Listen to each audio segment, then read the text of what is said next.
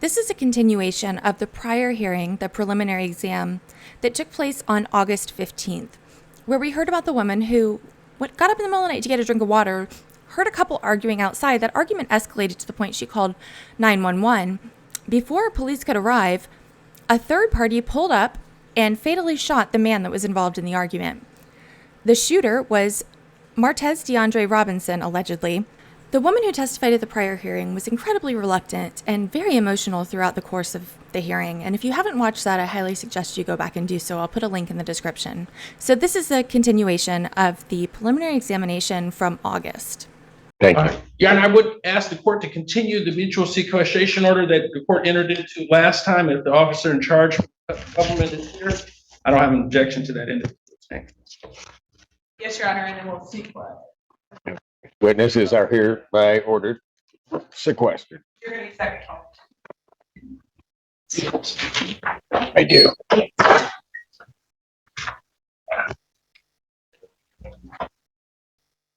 Judge, there's a stipulation to the occupancy protocol. We do not have the ME or exhibit stipulated to the report. People's proposed exhibit 1, we'd like to enter as stating that the death is a gunshot wound to the abdomen and manner of death is homicide. All right. May I publish to the court? Yes. You want to look at Is this? that a I have a copy. You think, Your Honor, for the purposes only of the preliminary examination, we do not have we do stipulate for it, allow the court to move for attention. oh, very good. Exhibit 1, based upon that stipulation, is admitted. And how long have you been employed there? 4.5 years. I'm going to direct your attention to June 18th, 2023. Were you working that day? I was. What shift were you working? Midnight. And were you in a marked patrol car in a uniform? Were you dispatched? Actually, who were you working with that night? Deputy Kelly. Okay. And were you dispatched to 150 Stevens Drive in Ypsilanti Township? I was. Okay. And what was the nature of that dispatch? It was for some type of disorderly between a male and a female. Okay.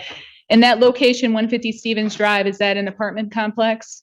Yes. And what time were you dispatched? 1:40 in the morning. And what time did you arrive there? Around 1:48. Okay. And when you're walking through the complex, did you see any vehicles exiting or entering the complex? Yes, it is. And what type of vehicle was it? It was a black pickup truck. Okay. And what did you do when you saw that black pickup truck? I radioed that information to other responding units to have them stop the pickup truck because it was leaving the area. Okay. And when you got closer, or when you started walking towards the apartment buildings, what did you observe besides the black pickup truck? So the pickup truck was driving away as I continued walking towards the address there. I observed a male laying on the ground, surrounded by blood, and a female kneeling next to him. Okay. And were you able to get identification of the female? Yes. And who was it? Okay. And what was she wearing that night? She was in pink, you said? Okay. And then the injured male's name, you said he had blood surrounding him. Did you see an injury or observe an injury that night? I did. Okay. Sorry. Go ahead. There was a hole on his right side, and then there's another hole kind of near his back on the left side as well. Was that consistent with a bullet hole? Okay. And were you able to get an identification of the male, injured male? And who was that? Jermaine McClendon. Okay. Densmore? Okay. And then after you're done, you obviously rendered aid to the victim. Is that correct? Correct. Okay. And then after you guys secured the scene, where did you end up going after that? I transported Alicia back to our main station to the detective bureau. Okay. And did you eventually have contact with the Martez Robinson? Yes. Is he in court? Yes. Can you point to him, identify an article of clothing he's wearing? He's saying that they were at theirs in green shirt. Your Honor, please let the record reflect the witness has minute in court identification of the defendant. Without objection, record shall so reflect. And how did you have contact with him? After he was at the detective bureau, interviewed by the detectives, I transported him down to the jail. Okay. And did you go down and look at the truck or did you go down and look at, did you go look at the truck that was involved in this case? Yes, I did. Was when it was in your custody, Washington County's custody? Was it the same truck that you saw leaving the apartment complex that night? Was a gun found in that vehicle that night? May I approach the witness, Your Honor? You may. I'm handing you what's been marked as people's proposed exhibit to you. Do you recognize that? I do. Is that the same gun that was found located in the black pickup truck that night? Yeah. Is that a true and accurate copy of the pictures that were taken or the gun that was located? Yeah. Your Honor, people move to admit people's proposed exhibit 2 as exhibit 2. Any objection or voir dire? Yeah, I'll want your briefly. Yes, go ahead. Officer, was it Deputy Van Dusen? Good morning. What? Yes. That picture that you're looking at, did you take those photographs, or is that the photograph that's just being presented to you and you recognize where it's from? I did not take the photograph. It's the one that's presented. Okay. When you saw this firearm that you're testifying to that you saw, was it in that location where you're seeing it right now in that photograph? No, it's not. Okay. And where was it? It was between the front passenger seat and the front passenger door of the black pickup truck. So on the opposite side, opposite the driver's side. Correct. Okay. How is it? Well, I don't have any further questions, Your Honor. All right. Any objection to the admission? I don't have an objection. All right. Exhibit 2 is admitted. Thank you. Thank you. He asked my follow-up question, so I have no more questions. Thank you. All May I right. publish that to the court, Your Honor? Yes. We can do it ourselves. Don't worry about it. All right. Cross-examination. Again, good morning. Yep. May it please the court? So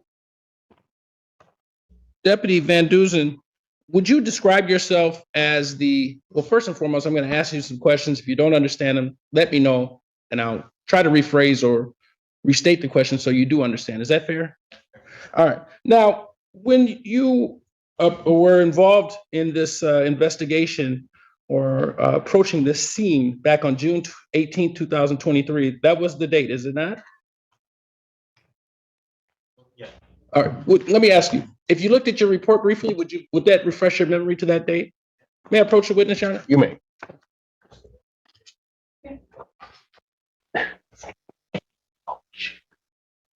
I'm showing you a document that it appears to be your report. Okay. So as I asked you about June 18, 2023, does that refresh, having looked at that report, does that refresh your memory to that being the date and time that you approached a scene in the area of Ypsilanti Township? All right. I guess I was presumptuous about a scene. You didn't know what you were approaching. You had a dispatch call that took you to that location. Is that fair? Yeah. All right. You said that you were working with someone else by the name of Deputy Kelly. Okay. Is that an individual that's in your car or in another car that you're working in conjunction with? Okay. Now, when you come to this location, you said you came to this location as a result of a dispatch call out. Is that fair? That's fair. All right. When you received that dispatch call out, were you aware of anyone else who was approaching that scene or going to that scene, working in the similar function as you're working? Yes. Okay. Who else? Pretty much the entire shift. Okay. The entire shift was coming as a result of, you described it as a disorderly with a male on female? Okay. And when you say disorderly with male on female, that represents to you, as you heard it or as you understood it, to be a male assaulting a female or being disorderly towards a female. Is that fair? I would say no. Okay. So what does it mean when you say male on female disorderly? I believe I stated that it was a male and female. Okay. Disorder. Fair enough. And I may not have heard it. Okay. Now, you didn't have any information as to who was being disorderly. Is that fair? You had no information as to who or whether or not there was any particular allegations of an assault based upon the dispatch that you had. Is that fair? Yeah. All right.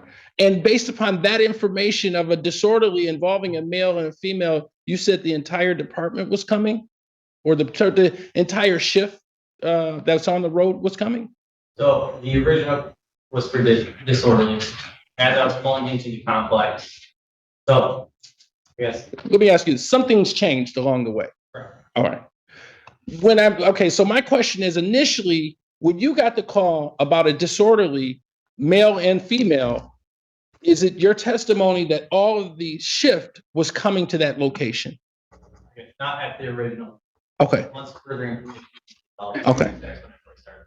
At some time you received some additional, at the time when you received the additional information, you were already on the property ultimately where this location became what I would say a scene. Is that fair? All right. You described, you saw a black truck leaving and exiting that location. Is that fair? When you saw that black truck, you had no information about what that black truck or to whom it belonged. Is that fair? Yeah. You had no information as to whether or not that black truck had anything to do with the scene that you were approaching. Is that fair? In the disorderly, there was mention of a black truck somehow being involved. Okay. Do you recall what it was that you recall? Do you recall that? Let me ask you. Now,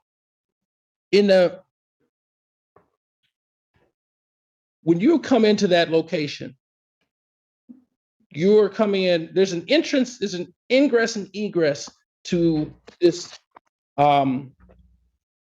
complex. Is that fair? Would it be fair to characterize the location of these residences as a complex? Yes. Okay. There's a point of ingress and egress in which you came in. Is that fair? There is a singular entrance into the complex. Okay. And that's the singular exit point too. Is that correct? So you understand when I say ingress, egress, right? Okay. There's an entry point and there's an exit point of a singular entry point and exit point to this location. Fair enough? Yeah. Okay. All right. And so when you're coming in that location, as you're coming in that location, you see this black truck leaving out. Do you not? So I was further into the complex when I observed the black truck. Okay. It was not right at the entrance.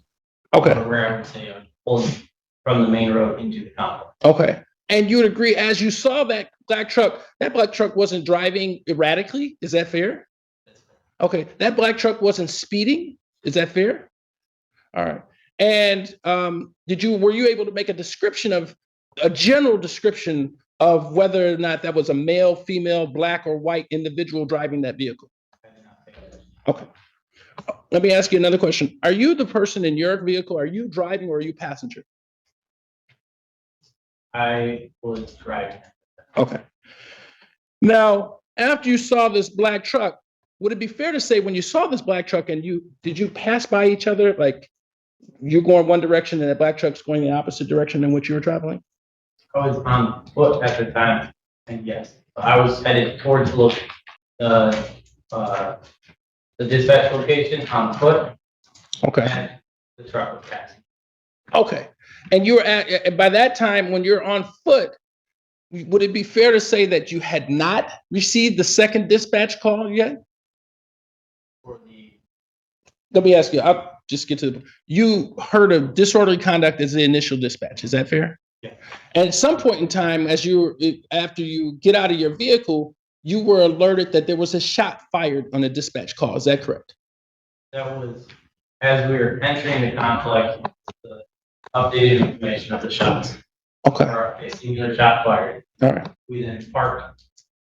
Because of that new information that we received about the shot fired, we parked down from the location.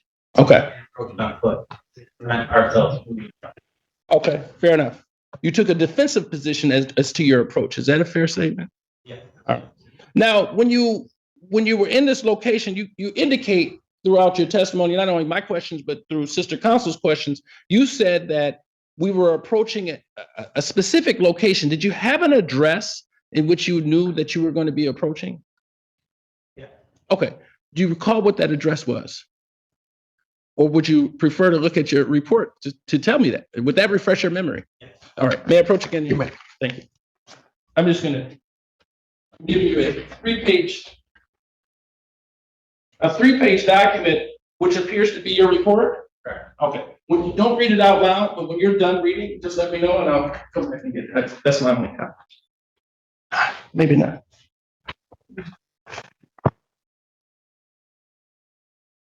Did you get an opportunity to review your report? And did that, reviewing your report, did that refresh your memory as to where you were, the dispatch? Let me ask you, not to presume something, it was the dispatch information that led you to a specific location that you were going to. Is that fair? Yeah. Having had an opportunity to review your report, did it refresh your memory as to where that location was that you were going to approach? Yeah. And for the purpose of the record, what was that location? 150 Stevens Drive. Okay. And could you describe to the court, well, 150 Stevens Drive, that is a townhouse? It's a apartment or apartment building. Okay, it's an apartment building, and that's the specific numbered address, which you understand are apartments within the interior of that. Correct. There are apartments inside. Okay. Now, you said that you parked some distance away from 150 Stevens Drive. Have you ever been to that location before? Yes. Okay. And did you know where 150 Stevens Drive was? Yes. Okay. How far away did you park and then get out of your car from 150 Stevens Drive, an estimate? That's it. 2 buildings down. Okay. Would that be more than 200 yards? Not bad estimate. Okay. So when you say 2 buildings down, do you recall what area that you parked your vehicle in front of? Maybe between 120 and 130. Okay. All right. At the time you're outfitted or accoutred with a body worn camera, is that correct? Was it operable? Yes. Okay. And your body worn camera would represent where you were and what location you were when you got out of that vehicle. Is that fair? All right. Now then you get out of that vehicle and you approach. You said you saw that black truck leaving the area and you put out, did you put out on dispatch or did you put a request to be put out on dispatch for someone to stop that vehicle? Yes. Okay, and you did that because you had information from a prior dispatch that it was a black truck involved? Correct. Okay, do you know what information or do you know in your mind what led you to believe that there was a truck involved? For dispatch information. No, I understand. Was it just merely the mention of a truck or they said that the truck did something? What was it that you had as far as information that would lead you to believe that or lead you to direct others to stop that vehicle? That it was involved in the situation. We had knowledge now that there was a gunshot fired. Okay. A gun fired. Okay. Now, when you approached that scene, or when you approached, you said that you saw 2 individuals outside. Is that correct? Correct. All right. When you saw those 2 individuals outside, you saw one was a man and one was a woman. Is that fair? Fair. Both black. Yeah. All right. And you said you described the woman as wearing some pink clothing. Correct. All right. And you saw the male who was laying on the ground. Correct. All right. Was he face up, face down? Don't remember. Okay. You made some indication.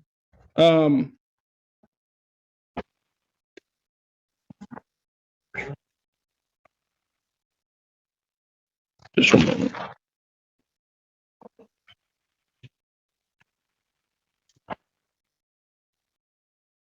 You made some indication in your report that you said this individual, you described that individual as Jermaine in your report. Is that correct? All right. And that's who you indicate and you believe to be Mr. McClendon Dinsmore? All right. Now you said something about agonal breathing. Can you tell me what you mean by that? I mean, struggling to get oxygen. Okay. Now, when you're making that representation, is the person in having answered that question, does that refresh your memory to the effect of whether that person was face up or face down? So when I got there, I started looking for a wound, so I don't remember exactly where he was at when I started first arrived. Okay. And so when you're looking for wounds, you're moving the body? Okay, and you're moving him, are you trying to administer aid? Yes. What kind of aid did you try to administer? We applied pressure to both the holes, and then eventually after we lost a pulse, I performed CPR. Okay. And you say we, you're talking about your partner, Kelly? Yeah. All right. Now, you also described that you found in this area while you were there, you found a firearm in close proximity to this individual who's laying on the ground, did you not? Okay. And you would say, you described this individual who's laying on the ground as approximately 10 feet from a black Cadillac, did you not?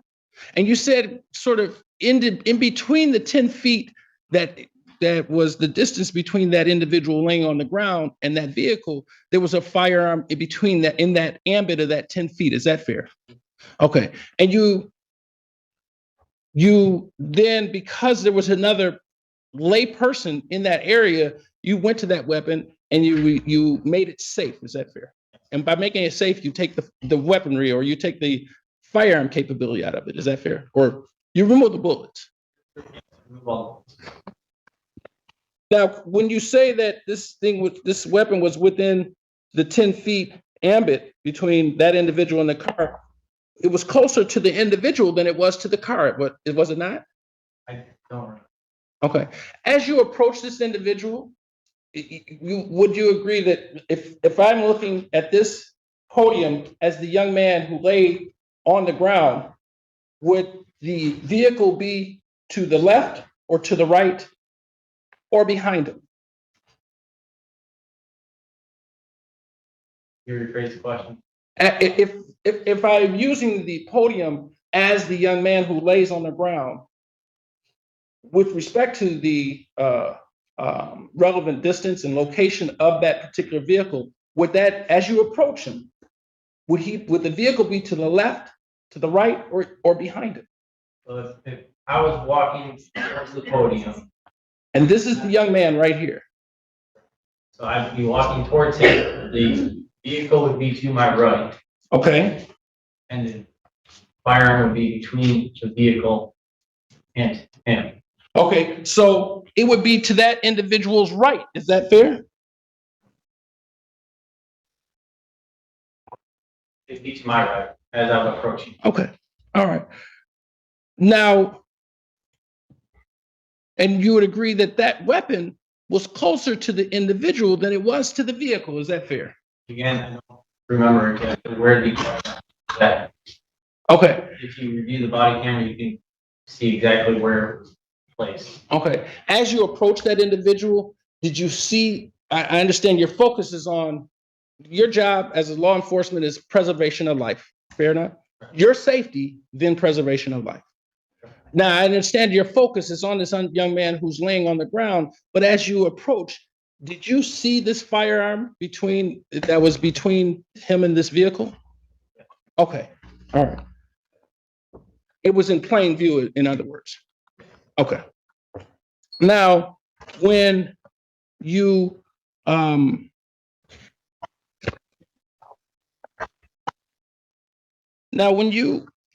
you said at some point in time you conveyed Miss Chandler to your precinct or to your police station. Is that fair? And when you conveyed her to the police station, was she free to leave, or was she going on her own volition? I'm not sure. Well, you were the one who was conveying her, right? Correct. Under what auspices and under what direction were you conveying her? Sergeant was not safe. Okay. So you were told to convey her by someone else who approached the scene. All right. You were not aware of, was she in handcuffs at the time? That's my recollection. Didn't know.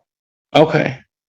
And when you told her, I'm assuming, and correct me if I'm wrong, I'm assuming you told her that you were taking her to the police station. Is that correct?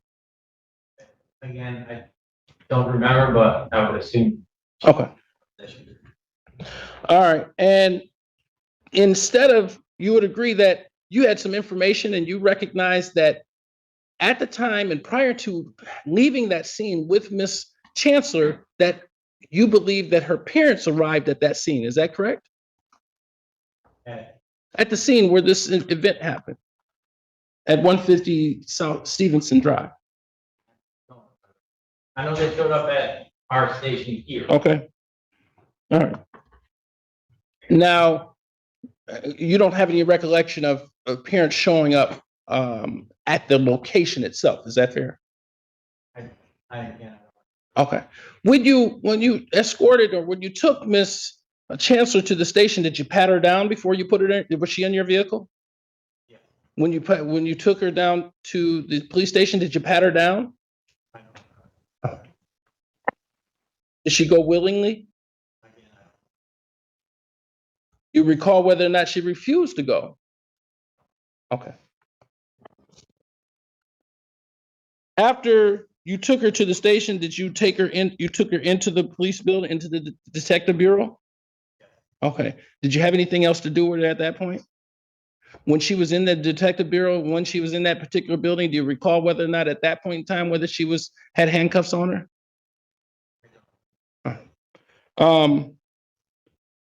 You said that you saw this vehicle, which you believe to be the same black truck that was leaving that location at your police station, did you not? And that vehicle was parked where in your police station parking lot? Right. Okay, so you saw it in the evidence garage. You didn't see it in the parking lot. Is that fair? So it's without having been told by someone else, you have no independent recollection of how it got into that evidence garage. Is that fair? Correct. All right. You didn't see it sitting out here in the parking lot outside. Is that fair? Okay. How long was it that you were at that scene, 150 in the area, 150 Stevenson Drive, until you dropped off Miss Chancellor at the detective bureau? Was it more than an hour, if you know? Okay. All right. Fair enough. Just one moment.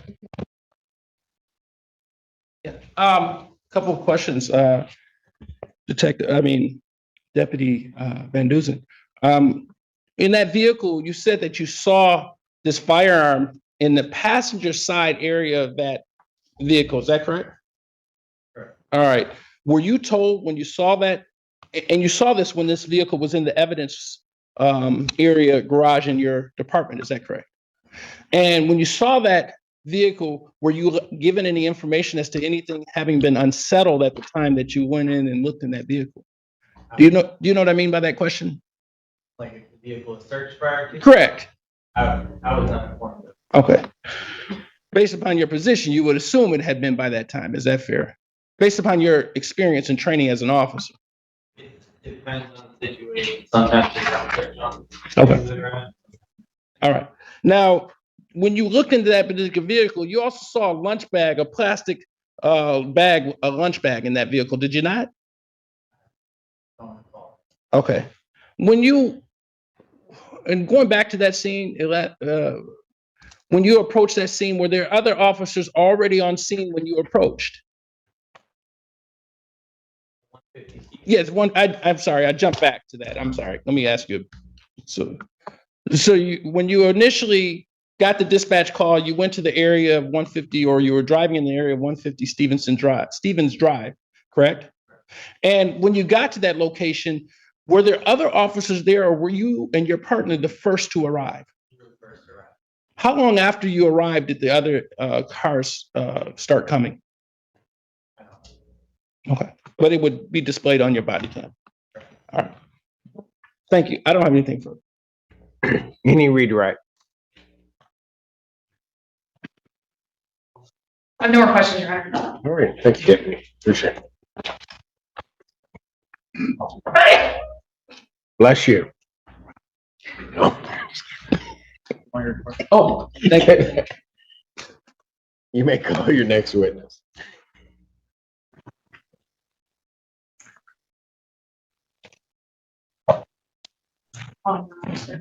Yeah, thank you. Jonathan Emmons on behalf of the people. Good afternoon. I'm going to call Deputy Frank Barabus. Take your first and last name, spell it for the record. F-A-R-A-K, last name Barabus, G as in boy, A-R-A, G as in boy, A-S. Got it. All right. May inquire. Thank you. Deputy Barabus, thank you for being here today. We've got your name, your current employment, your current employment, Deputy Sheriff for the Washington County Sheriff's Office. and how long have you been so employed? 2 years this January. Okay. And what was your assignment on June 18th of 2023? I was a single man unit for Ypsilanti Township from midnight to 04. Okay. I want to turn your attention specifically to about 1:45 in the morning. You were working that shift. That was part of your patrol shift on June 18th. Correct. Did you, on or about that date and time, did you have a dispatch to go to the 150 Stevens Drive area? Correct. Can you tell us a little bit about what the nature of that dispatch was? The nature of the dispatch was a disorderly group of people standing out in the parking lot, and they just, callers just saying they're disorderly, it's a male and female arguing outside. And at some point in time, while en route, did the nature of that dispatch change? Yes. In what way? While en route to the call, the caller was the person who called 911 to report the disorderly event, had called back again and said that the female. I'm gonna object. That would assume as an evidence, and it would be hearsay if he's describing the same caller as having made that call. I mean, he can describe what he got from the dispatch, but for him to represent the same caller. I'll sustain that objection. Thank you. We can clarify. Yep. If I may direct him. Go ahead. So just tell me what dispatch was telling you. What information was dispatch giving you about? Dispatch told me that the female was sitting in the black truck, that the male got out of the black truck with a sawed-off shotgun. Okay. And then shortly after, dispatch advised again that the male that got out of the truck fired a shot. Okay. So now shots are fired, and you're on your way to that scene. Correct, that was on my way. Okay. While you're still on your way to that location, did you get some information about a particular vehicle of interest? Yes, so on the way to the call, 2 deputies already had been arrival. They advised that there was a man down and a black Silverado or black truck leaving the scene. Okay.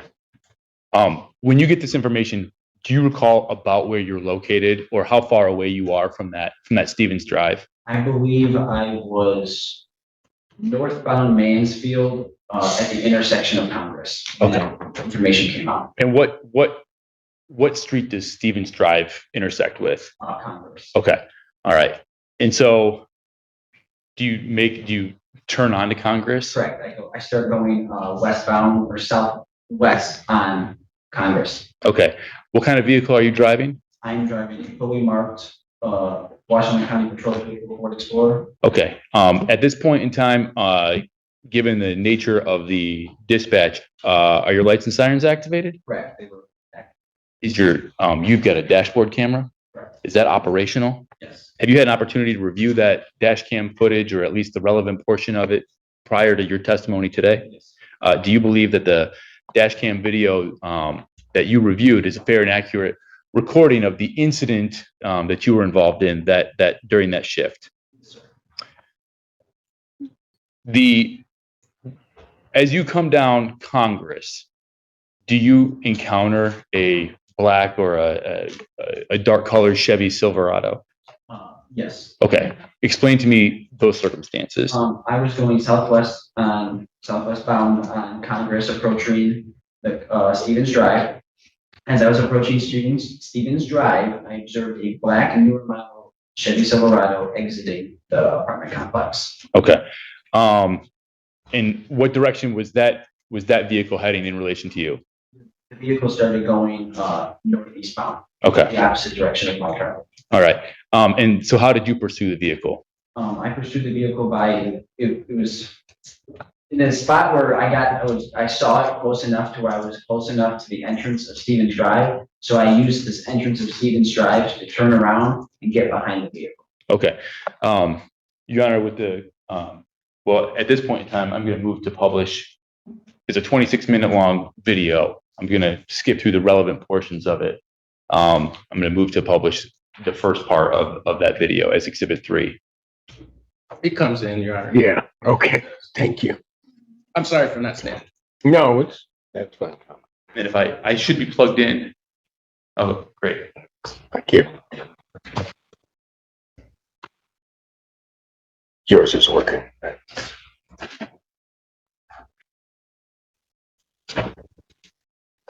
It's gonna be 113 on the video marker for the record. Okay. Oh, I'm sorry. No, that's good. 149.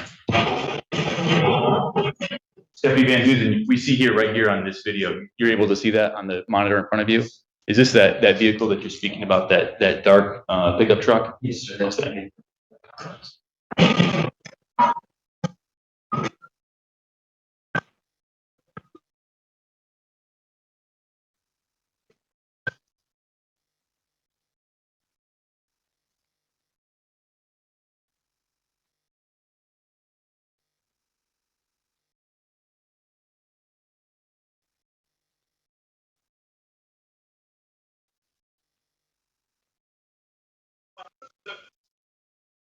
That's the same vehicle that you spotted? Okay. And for the record, I've stopped it at 221. You're on Congress right now, and you've just turned right onto what street? We are on Mansfield. Okay. So now tell me what your obviously at this point in time your license sirens are activated. Okay. Were you able to get the license plate of the vehicle? Yes. Do you recall what it is off the top of your head? Edward Frank 8550. Okay. Did you give that information to dispatch? Okay. And did dispatch, were they able to give you who the registered owner of that vehicle was? Do you recall the name of that individual? They advised it was to Martez Robinson, Mary Catherine, from Sullivan Township. All right. Tell me about the next little bit of travel here from Congress moving forward. Okay, so we leave Congress here. This is now we're going southbound on Mansfield, approaching Michigan. Mhm. We approach Michigan and go make a right to go westbound. That's correct. We go westbound Michigan. Okay. I'm gonna pause you right there. You've now turned westbound Michigan. Right. At this point in time, are any, we've obviously seen that there's a number of different patrols involved. Any countermeasures being employed to try to stop this vehicle? Yes. What's that? There was a deputy off to the right side of the road attempting to deploy stop sticks. Okay. And you're behind the vehicle when that is employed? And do you know whether those stop sticks were successful? Okay. All right. They were deployed on Michigan. Correct. Okay, thank you. Go ahead. All right. Turns right westbound on Michigan. What's the next series of travel? And then it makes a right turn onto Ellsworth.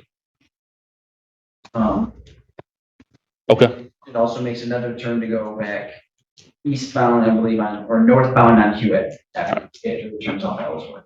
And then where does he take Hewitt northbound to? You go kind of pressure on the turn. If that would refresh your recollection. Yes, you're asking after Hewitt? Yeah. Well, he takes northbound Hewitt to where? Okay, he takes it to Washington Ave. Okay. When you get to northbound Washtenaw at this point in time, you're familiar with this area? Washington Hewitt, yes, sir. And then kind of the surrounding area at large. Is that a yes? Yes. Are there any businesses or of any kind open at this hour? We're looking at about 1:49 in the morning. Yes, there are several gas stations, and if I'm not mistaken, I believe Happy's Pizza is still open on the side, and it is also on Washington Ave. Okay. Important for you to know. Okay. He gets to Washtenaw and Hewitt. What happens at Washtenaw and Hewitt? Or Hewitt and Washtenaw, however where does he go from there? Subject that, so he goes eastbound on Washtenaw, and then he makes a right turn to go southbound on Summit. Okay. Thank you for that. Taking me to Summit. My only objection is just looking at the detective's eyes. He looks like he's looking at his report. If he needs to refresh his memory, just do that, and that I don't have a problem. I just want the record to reflect when he does that. Thank you. I didn't notice that, but I just remind him. Yeah. If you could do that, sir. All right. You can turn your report over. If you need to refresh your recollection, that's fine. Just let me know if you need to refresh your recollection. I recognize. You asked me a question. Yes, so he turns eastbound onto Washtenaw or westbound off of Hewitt? I believe he turns on eastbound, Washington. Okay, and so then what's the next street of travel that he heads down? He goes down Summit, Okay, and is that northbound or southbound? southbound. Okay, southbound on Summit. Summit, you get on this street, you familiar with this street? No, Okay, did you happen to notice as you were driving down it what the speed limit was? yes, it was 25. Okay, and then if you could just give us the next few streets of travel as you best can remember it, and if you need to refresh your recollection, just let me know. Can I refresh my recollection? Sure, and so we're southbound Summit. So southbound Summit, that means we started going eastbound on Michigan. And then we made another turn to go southbound on Hawkins and westbound on Harriet. And northbound on First, eastbound on Michigan, northbound on Normal, westbound on Congress. I'm going to stop you right there. Those streets that you've just listed off, other than Michigan, you've got Hawkins, Harriet, First, Normal, and Congress. Those streets. Do you recall whether any of those streets have a speed limit of 35 miles an hour or less? I believe all streets have a speed limit less than 35 miles per hour or less. All of those streets? Just listed. Okay, thank you. All right.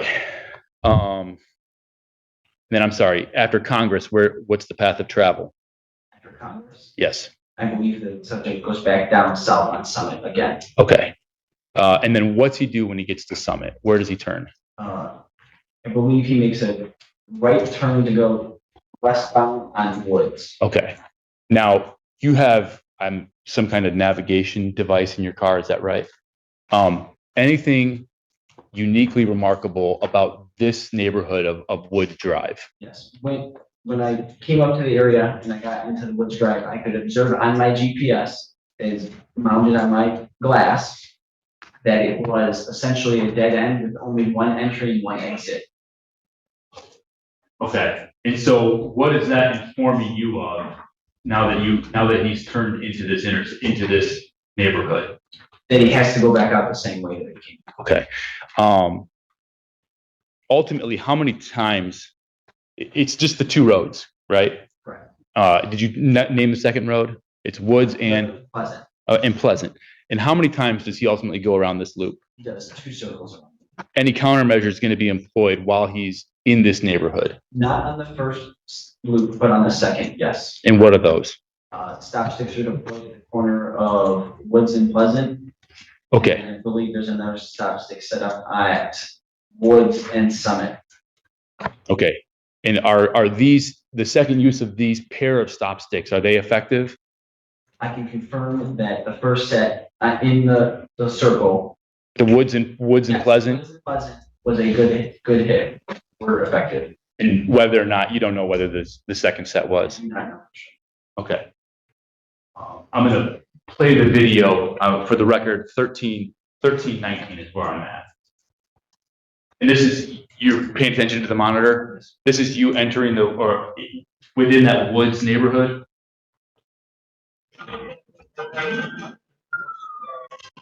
Does that look correct? Yes, it looks correct.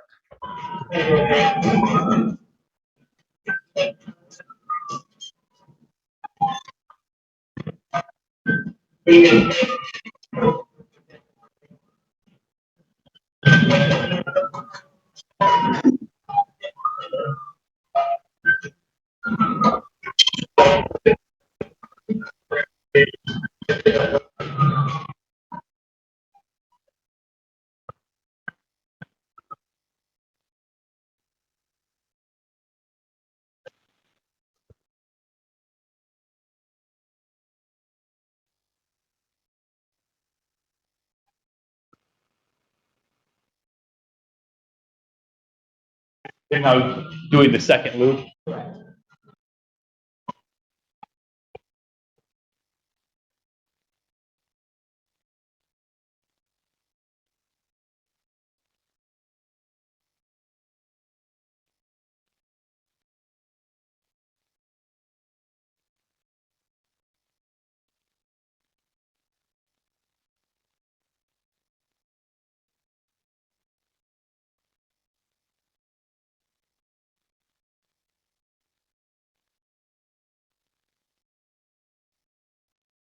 That right there, what we see in the middle of the frame, is that the stop stick? Yes, the long black thing in the road is the stop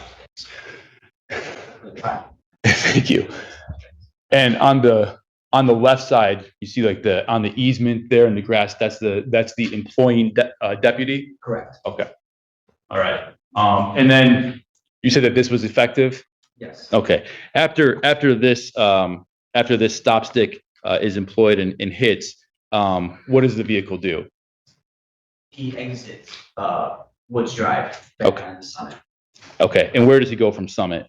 He goes northbound Summit to Washington. Okay. And this, how long at this point in time does it take before you notice that the vehicle starts to have some difficulty? Off the top, I'm not sure exactly the distance, but from the time that we exited the Woods Drive on Summit, I noticed that the subject had was starting to get a flat rear left tire just after Pearl Street. Okay. And describe the vehicle's driving. Well, does the vehicle turn, I think, westbound onto Washtenaw? So this is like right by the water tower? Yes, this is right by Eastern's campus. Okay. Describe that turn, that westbound turn. The turn was very wide. At that point, the subject was pretty much on flats. There wasn't the tires didn't have air in them. That's what they figured. It did not have any air in them. It was rolling really rough. It was a very slow and wide turn. Almost to the point where it hit the far side curve, almost, I believe. And then it kind of brought it back. But during that turn, it was also braking and slowing itself down. Okay. And then what does the vehicle do as it goes down, once it's on Washtenaw? It just continues to drive straight. Describe that, and it goes down Washtenaw for a while, correct? Describe that drive down Washtenaw. How is the vehicle maintaining? Not well. Okay. If I'm not mistaken, it was on almost, if not all four flats at that point. So it wasn't traveling very fast. It was really slow. There wasn't a lot of maneuvering at all. Just very slow, straight vehicle. In the video that we just watched, as the vehicle proceeded down Pleasant, we saw the vehicle accelerate away, and then you quickly catch up on the turn. Would you say that through? That's really leading. It's, video is what it is, you know, but Are your objections leading? Yes. Yes, sustained. Okay. How far would you say that? I just want to know what the distance is during the course of this travel. How much distance did the vehicle get away from you? In this, Throughout the entirety. for this point, Yes. After you turn around. I would say the furthest point would be from my initial turnaround to when the vehicle starts to make its right turn onto Mansfield. Okay. Again, now taking us back to it, we're on Washtenaw Avenue. Any businesses that are open along Washtenaw Avenue at this hour? Yes, there is the new gas station at Shell and Hewitt, I believe, is still open and lit up. If I'm not, I guess I'm not mistaken, I believe Happy's Pizza was still open until 4 in the morning or 2 in the morning, I believe, one of those two. Not 100% sure, but I believe that was still open. Along with several other gas stations. And then finally, as the vehicle heads along westbound on Washtenaw, any other countermeasures employed upon Washtenaw? Yes, there is another set of stop sticks deployed at Washtenaw and Gulfside. Now, fast forward to 2231. Play that routine video.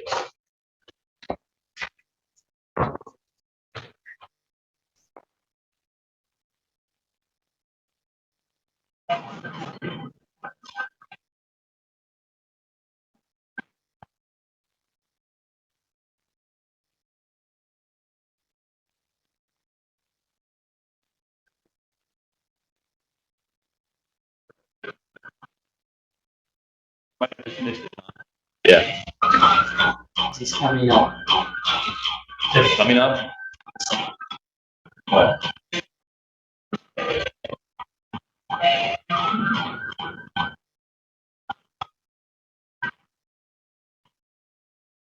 And is that rear tire that you were talking about that we're looking at right now? See, how would you describe it? A tire that's completely flat and it's starting to rip because of the weight on the road.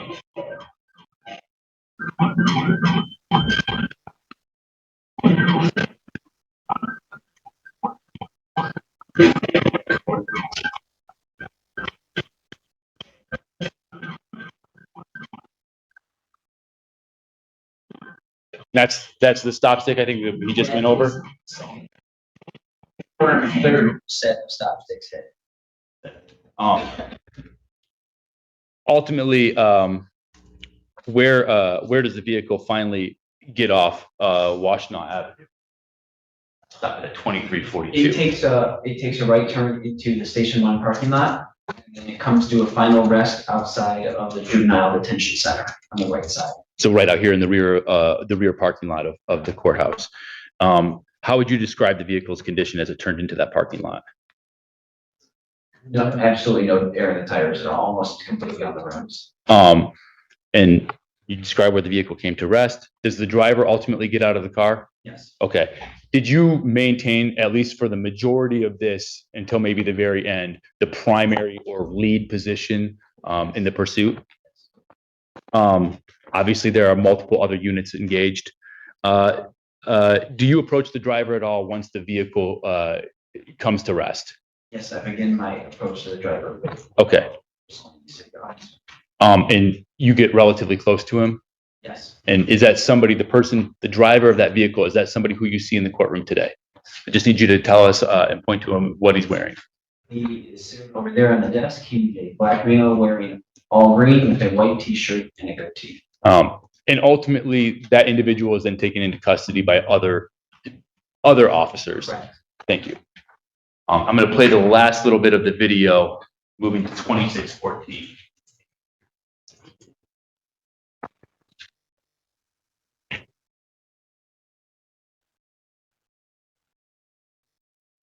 For the record, the witness has identified the defendant. Record shall so reflect without objection.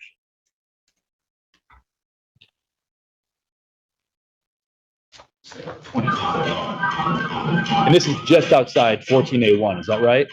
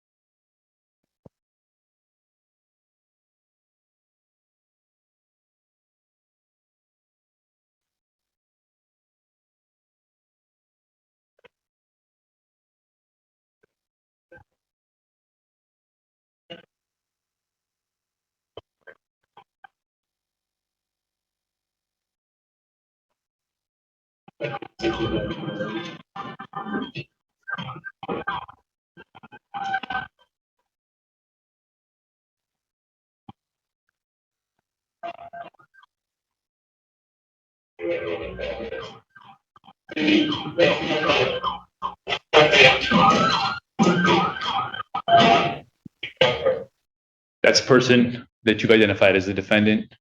Yes, sir. Nothing further, Your Honor. Good afternoon, Deputy Barabus. I'm going to ask you some questions. If you don't understand them, let me know, and I'll offer you a question you understand. Is that fair? Sounds good. Now, you indicated, or you testified, that you were approaching a location based upon some dispatch communication. Is that fair? Yes. All right. Would it be fair to say that the initial dispatch was not what called you to that scene, but second dispatch, or were you coming on the first dispatch? I went to the scene. Okay, so you were coming on the first as a result of hearing a dispatch of a disorderly, is that correct? Correct. Were you aware that there was another car en route to that location as it relates to that disorderly, or were not? And a police car? Yeah, police car. To the first call or the second? The first call. Was I aware, I'm just confirming, was I aware of a second unit coming? Yes. Yes. Okay. What unit was that? I don't know the number, but I believe it was Deputy Vanderroos? No, Deputy Van Dusen and Deputy Kelly. All right. Now, in this particular situation, you said that you were relying upon dispatch information in order to, as to how you approached and how you did things that evening or early morning. Is that fair? I'll say relied on them for how I did things. Yes. Well, let me ask you, you relied upon dispatch information as to the reason why you didn't enter into that complex and you turned around and followed that vehicle. Is that fair? I went off information based off information given by deputies on scene. Okay. So when I say dispatch, is it the difference between dispatch and information that you receive from deputies on scene? Correct. Okay. It doesn't go through any central mechanism that we all call, that I might just generally term dispatch? It goes over the air. Okay. Over the air. Okay. From dispatch. Now, the dispatch information you had was that there was a disorderly involving a man and a woman initially. Is that fair? Right. Then you said that there was a second dispatch in which, the first dispatch indicated that the woman was in a black truck. Is that correct? In the first incident? Yes, in the first.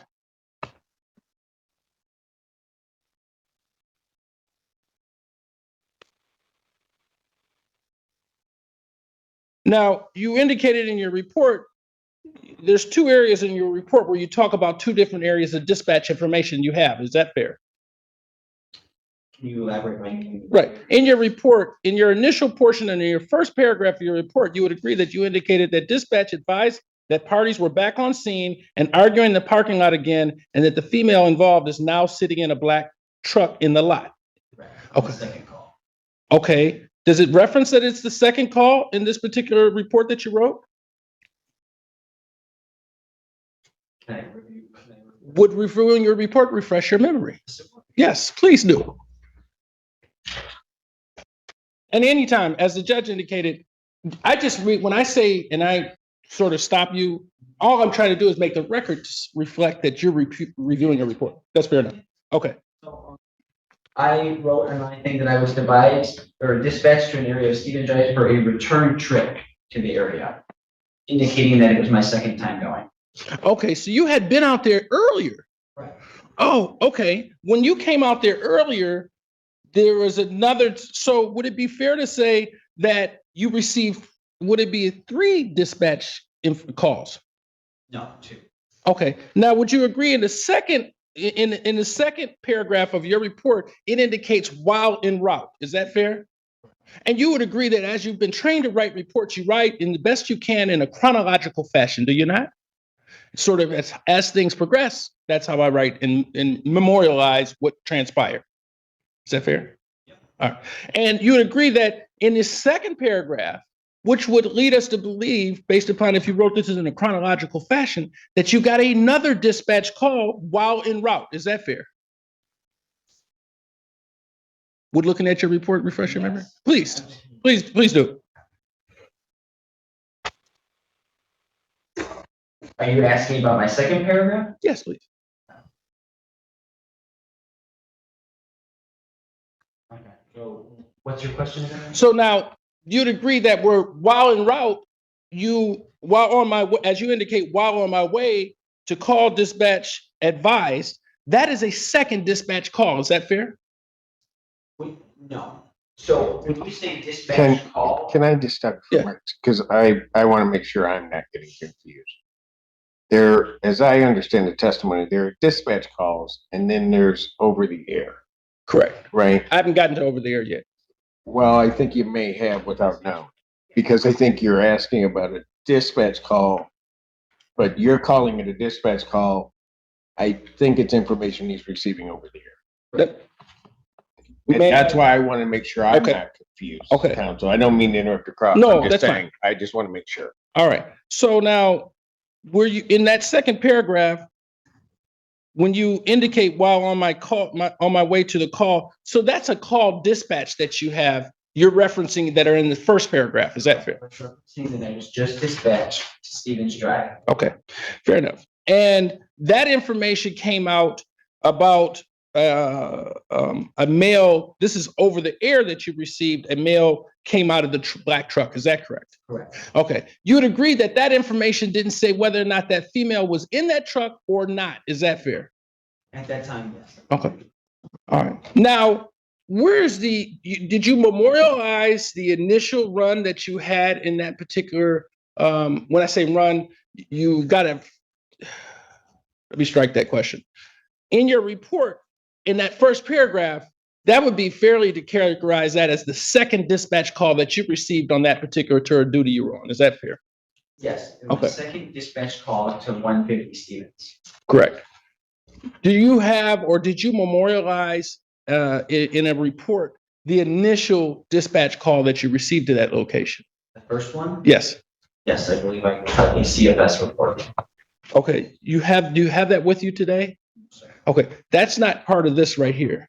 No, it was Okay. a separate call. All right. All right. So when you came out to that location the first time, you saw nothing. Is that fair? No, That's a fair statement? no. You saw someone? Yes. Who did you encounter at the first I dispatch? saw a female wearing pink. Okay. And you saw her. Did you encounter her? Did you interact with her? Yes, I talked. Okay. And at the time, you didn't see a black male with her. No, sir, she was standing alone. Okay. You didn't see a black or a Cadillac vehicle in any proximity to her. No, sir. All right. And as a result of the communication you had with her, you left that area, did you not? All right. Did you make any notifications about what you did at that particular location to dispatch? I believe, if I'm not mistaken, I heard that I made contact with the female on scene. Okay. At the time, were you operating and outfitted with the body worn camera? Yes, Was it operable that evening? during that first encounter with the female. Yeah. No, sir. Okay, it was not operable. You have the ability as a law enforcement officer to be able to disengage or engage your body worn camera. Sir. How is that done? Is it just a button you press? There's several ways. If I just want to turn my body cam, yeah, I just double press my chest. Okay. Now, if I do click on my lights in the vehicle, it turns on all of the cameras. Okay. Now, as you and it was that information that you received over the air that caused you to turn around rather than going into the interior of that complex and follow that vehicle. Is that correct? Correct. All right. Now, you took a circuitous route, ultimately winding up at this facility here, or this property here, correct? Correct. All right. And when I say here, I mean the Washtenaw County law enforcement facilities. Yeah. Service center. Service center area. Yeah. Okay. Now, along the route, would it be fair to say, now in your report, you had information and you understand that at no point in time during this traveling of circuitous route,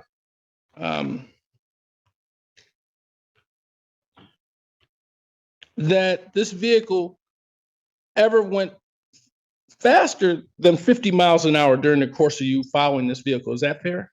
I would say that's fair to say, yes. All right. And at the time that it was going 50 miles an hour, it'd be best described that that vehicle was driving on Washtenaw, which is a 45-mile-an-hour area. Is that fair? Correct. Okay. And you would agree initially when you encountered this vehicle, the first time on the westbound West Michigan, that vehicle was doing 22 miles an hour in a 45-mile-an-hour zone. Is that fair? Where it was going. When the initial time you described a route in which that vehicle went from northbound Congress to southbound Mansfield and then westbound Michigan. Is that fair? The first time it got on westbound Michigan, you'd agree that that vehicle at the time and you understood westbound Michigan Avenue at that area to be a 45-mile-an-hour zone. Is that fair? I believe it's 30 on Michigan Avenue. if I'm not mistaken, sir. Okay, but you would agree that that vehicle at that point in time was traveling at approximately 22 miles an hour? Yes, sir. Okay.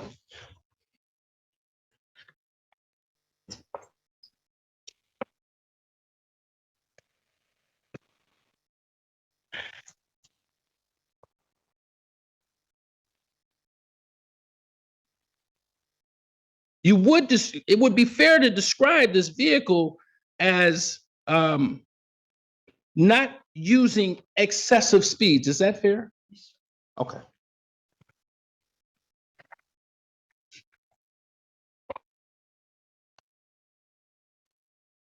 Are you talking about it during the whole incident? During the entire transaction, and when I say transaction, from you turning at the lip of Congress and following that vehicle until that vehicle comes to rest at the service center area. Is that fair? Yes, I would say. Okay. And it would, in fair characterization, your words, or if I'm able to do so, you tell me that it was not using excessive speeds. Is that? I would say it was not using excessive speed. Okay. Is that? Okay, that's fine. All right. That's fine. I get confusing, Your Honor, so I want to correct it. Now, were you aware you encountered Mr. Robinson when he got to this location and that vehicle came to rest? Fair enough? Correct. You understood that individual, Mr. Robinson, you described as being Mr. Robinson, got out of that vehicle with his hands up, and he complied with the commands that you had? Well, did that individual tell you at the time when you were encountering him that he was on the phone with his mother? No, I didn't observe that he was on the phone with his mother. I observed that the person driving that vehicle, later identified subject here, was on the phone. Okay, and that's He's on the phone. fair enough. And that's during the course of the travel that this vehicle was taking. Is that fair? Correct. Okay. Did you find out during the course of time that that individual described himself as being scared of law enforcement? I would not say law enforcement. I remember encountering him advising he was scared. Okay.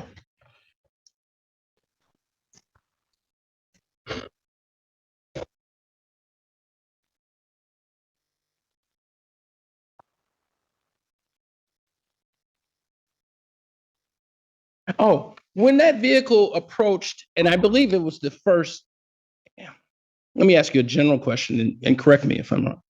That vehicle did obey various traffic control devices throughout this travel. Is that fair? To a point. Yeah. Okay. And there are points when it did not. Is that? Yes, sir. Okay.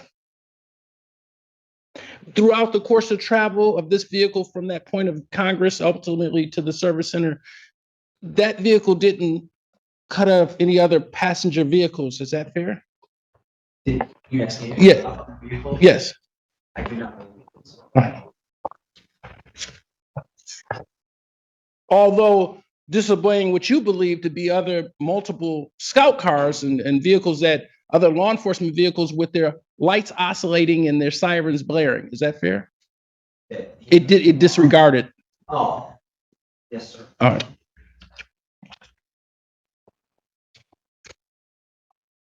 You only, as it relates to when you described a fired shot, you're talking about information that was conveyed to you, not that something that you recognized hurt. That Okay. information is conveyed to me.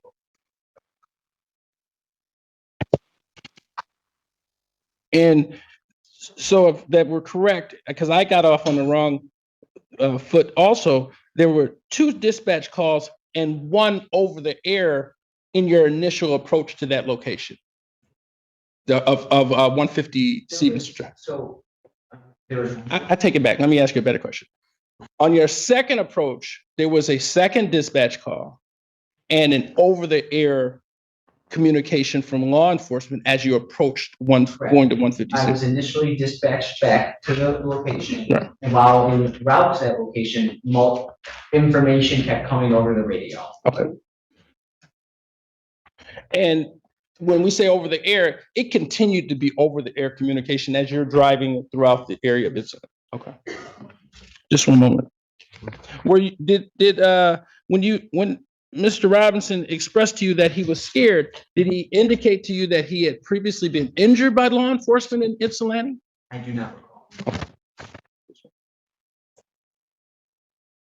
Counsel, you may want to mute the mic if you're talking to your client. Just, it has to remain green. Yes.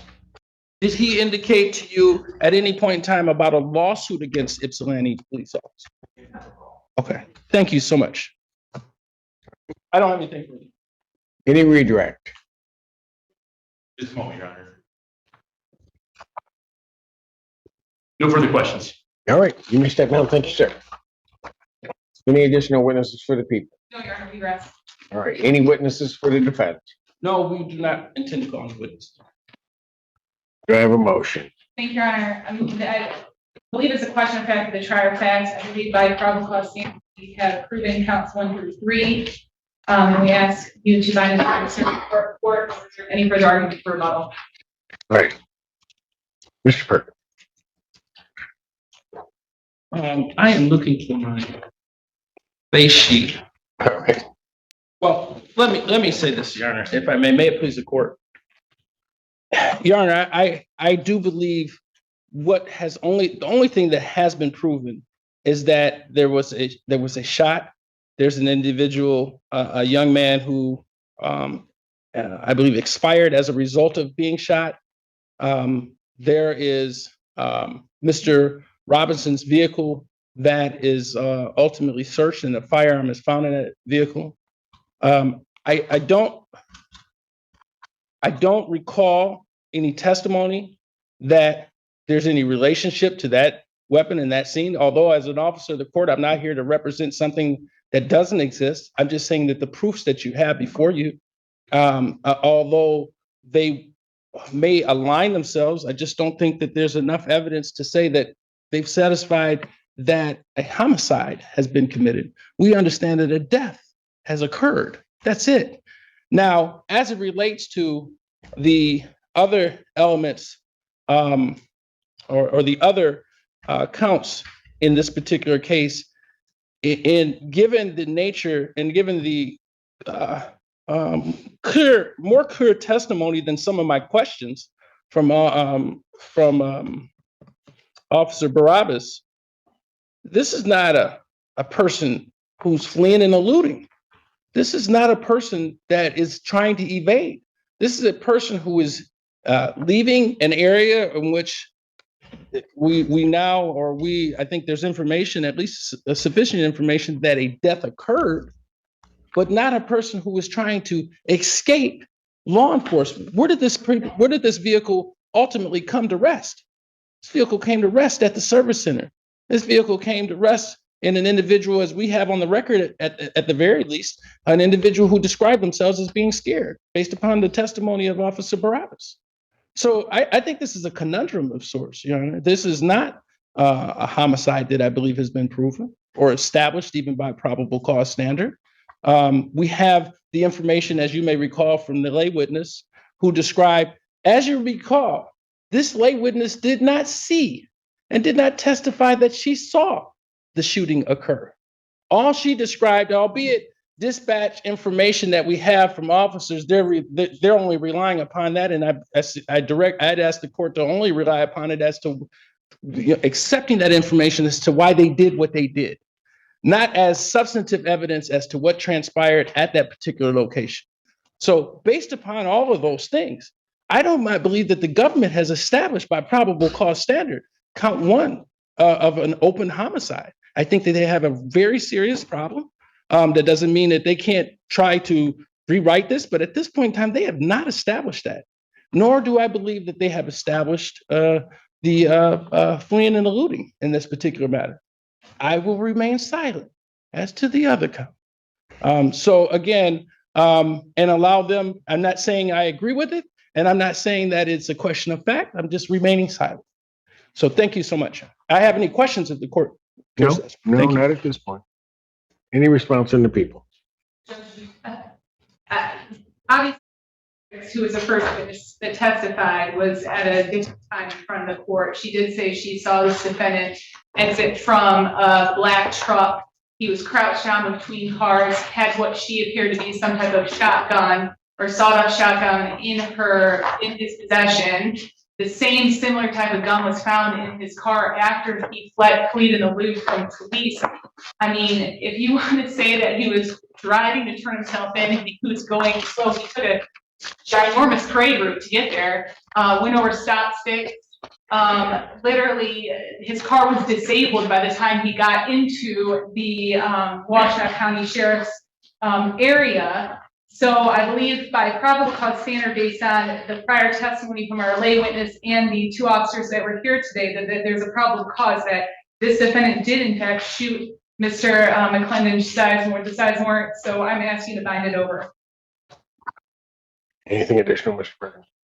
Again, there's no testimony from that lay witness who testified that she, because of the fear of what she saw, she went and extricated herself or removed herself, went into her bathroom. She was very afraid, and she was, as you could see, it was palpable in her testimony. But again, I don't come here in the court in bad faith and say, they didn't bring in someone and didn't test it, and that's not the weapon or anything like that. I just remain silent as to those issues. As it relates to it being described as a shotgun, I think it's more accurately described as a longer pistol, but the court can make out from the exhibit that's been presented as to what it is. Well, so we can clarify that, I believe Ms. Hendricks, regardless of how you characterize it, had indicated that it was a firearm of some type that she saw. So I'll leave it at that. And I think that it might be a question of fact as to what kind of firearm, but doesn't really matter from this court standpoint. Certainly there are cases where one might have more direct connection, but that doesn't mean that the court doesn't or ignores those logical inferences that flow. The individual black truck firearm, some point, and then going back to Ms. Hendricks then testifies she heard the shot. At some point, officers arrive. There's an individual who is indeed shot, who is indeed then killed, or at least is deceased at that point. The black truck, as described and had been reported to the officers, then is pursued in that black vehicle. Ultimately, it's found the defendant as well as a firearm. Now, there may be other explanations, but given the entire circumstances as the court sees it, with reference to count one could certainly make that connection that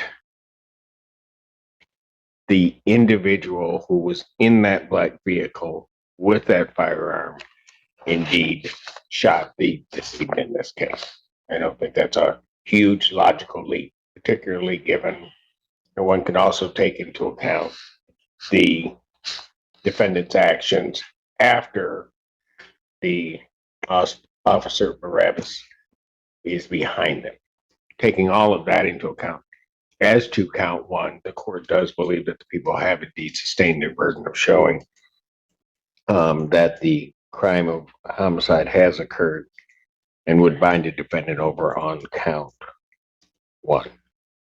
As to count two, the fleeing and eluding, and I appreciate Mr. Perkins' argument that maybe he wasn't trying to get away. I don't think that it's really an element. It may be an argument as to some type of mitigating factor, but what is clear is that the element of that offense is that there was an officer lawfully exercising their duties who lights and sirens directing an individual to stop, and they did not.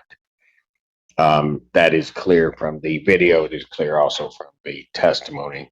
And so on that count, the court would find that the people have sustained their burden and would bind the defendant over on count two. As to the carrying a concealed weapon, there was no counter to that motion being made. The court also does believe that the people have sustained their burden as to count three.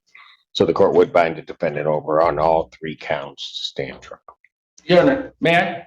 You may. I'd ask at this time, I know the court is making a ruling. I'd ask to renew the issue of bond at this time. And we filed a motion and then we refiled it. Court denied it initially at our PCC hearing.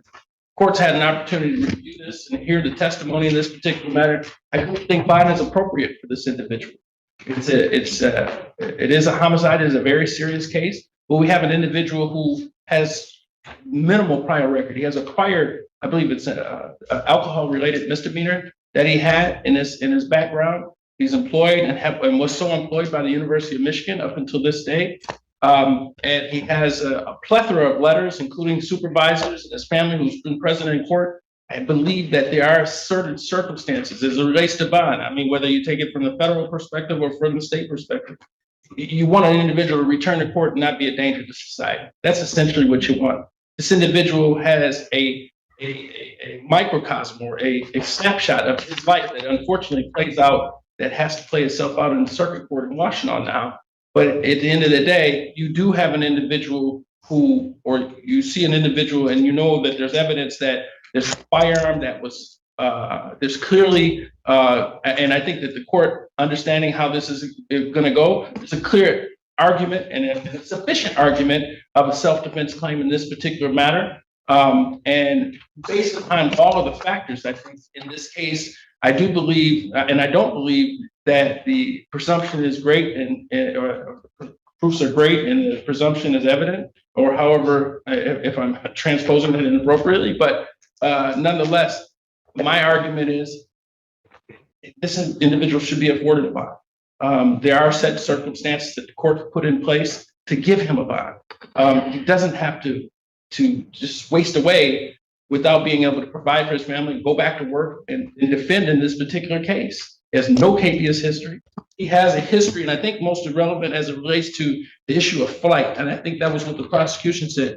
And as we argued at the initial hearing, or bond hearing at the PCC, the court didn't have any information about this case other than the charges. And I understood, and I explained that to my client, why the court, under those circumstances, wouldn't upset what the magistrate had done. But I did present to the court, he sued the H.C. Township for serious injuries that he had resulted in. And it didn't turn into a trial because they settled. But again, those are the effects that you have from an individual who described himself as being scared, per the words of Deputy Barabus. But this is not a situation where they were, as he described, no excessive speeds. I understand that may not be standard, but it is a mitigating factor. And I think that that factor should mitigate itself as it relates to the court's determination of bond at this point. So that's my argument, Your Honor. Rather than rehashing the whole thing, I wanted to bring out the salient points that matter. And I'd ask the court to consider that. Thank you. Responses to the bond issue. Judge, this is obviously a homicide case. I believe the defendant is a danger to society based on the fact that he shot and killed another human being.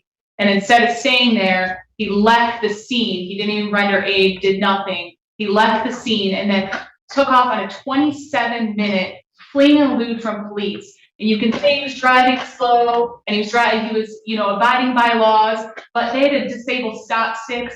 He was a danger to society at that point. I believe he's a flight risk based on that.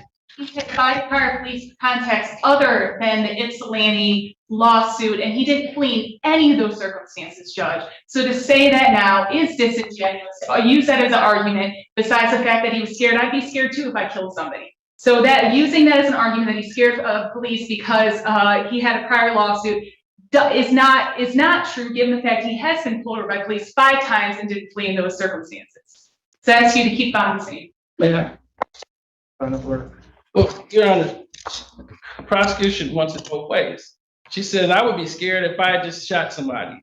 Well, if that's consistent, then being afraid, and then you couple that with an individual who has, the circumstances under this versus an operating while impaired is completely different. And to say that these things, one shoe fits the other would be preposterous. This is a set of circumstances in which he did not,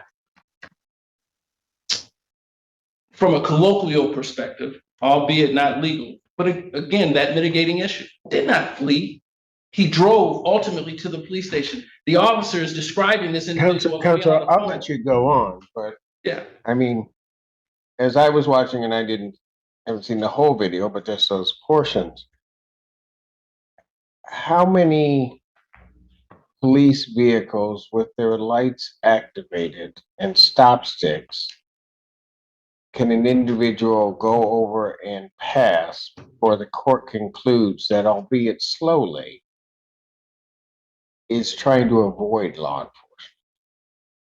I understand that, but at the same, and I'm not asking the court to abandon your common sense. But what I am saying is looking at the totality of the factors. He's on the phone, and I can make this as an issue of bond, just as I made the issue of this lawsuit, but he's on the phone with his mom, talking about what he needs to do, where he should do, where he should go. He ultimately finds himself and navigates himself back to where we are today, into this particular location. And I think that those things, notwithstanding the seriousness of the offenses, to say that he's not eligible for a bond is just, I just think in this day and age, as we look at how we do criminal prosecutions, it is draconian.